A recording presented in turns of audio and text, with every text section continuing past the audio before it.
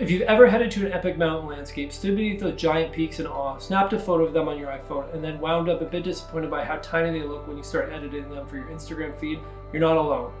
Mountains create a unique photography that is equal parts awe-inspiring and difficult to capture correctly. Most smartphones today, such as the iPhone, are fitted with an extremely wide-angle lens. For instance, iPhone 15 has a 24mm focal length. This helps the user capture a large amount of any scene easily, which should be beneficial for capturing an epic mountainous landscape, but in capturing so much of the scene in the wide framing, the mountains actually start to look quite small. This is true on even the best mirrorless cameras as well. The wider the focal length, which is typical for large landscape shots, the smaller those epic mountain peaks look. But is there a way to actually make mountains look larger in your travel photos and really provide the viewer with a sense of just how big and majestic those peaks really are? Let's find out. You've probably seen other travel photographers post photos of epic mountains from around the world on Instagram and found yourself stopping on those images to take in the raw scale of the scene. These photographers are uploading their images on Instagram in the small 4:5 aspect ratio, just like everyone else. So why are their mountain scenes so much more commanding? Well, there are a few tricks you can implement in your landscape photography to make mountains appear larger in your photos. Some of these tricks require you to go against conventional landscape photography principles, while others just require you to rethink what's in your framing. Either way, creating a sense of scale in your images is entirely possible, and it's quite simple to do. To give you an idea, here are 3 ways you can make mountains look larger in your travel photos. Number 1, compression is your friend. When we snap photos of epic landscapes like mountains, the tendency is to use super wide focal length so that we can capture as much of the scene as possible. It is, after all, what we're told to do in landscape photography. To make mountains appear larger in photos, you actually need to zoom into them. This may seem counterintuitive, as the more you zoom into the mountain range, the less of the mountain range you'll capture.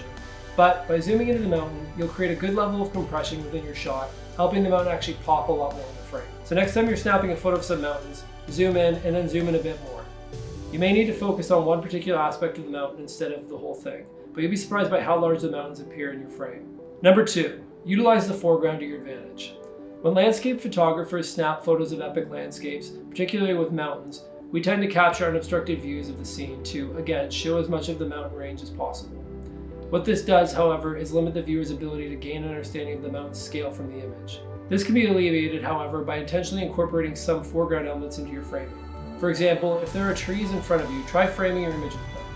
This natural framing will not only lead your viewer's eyes towards the mountain in your image, but will also make it look bigger, as the contrast between the trees and its leaves compared to the giant scale of the mountain will become instantly apparent. This effect can also be amplified by zooming in and creating a level of compression between the foreground subject and the mountains. Number 3, insert a subject into the frame. Similar to the foreground idea above, placing a person within the frame can really show a mountain scale within an image. After all, it's when we as humans stand in front of a mountain that we realize how large they are in comparison to us. You can, of course, ask your travel companion to stand in the foreground of your image to help create some of that foreground separation, but there's actually another way to incorporate people into your mountain photos that creates, in my opinion, a much more striking visualization of the mountain's true scale. For this to work, you need your subject to move quite a bit away from you towards the mountain. This can be somewhere in the midground. What you'll notice in your image is that as the subject moves closer and closer to the mountains, they become smaller and smaller.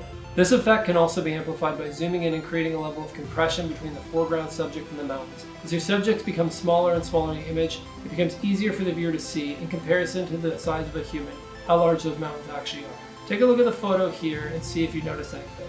If it just looks like a photo of Marine Lake, try and spot the canoes with people paddling on it. Once you realize that there are actually numerous people in the frame, you immediately get a sense of the mountain range's actual size. And that's it. Those are 3 ways you can make mountains look larger in your photos. If you like this video and like to see more videos like it, please subscribe to my channel. Thanks for watching.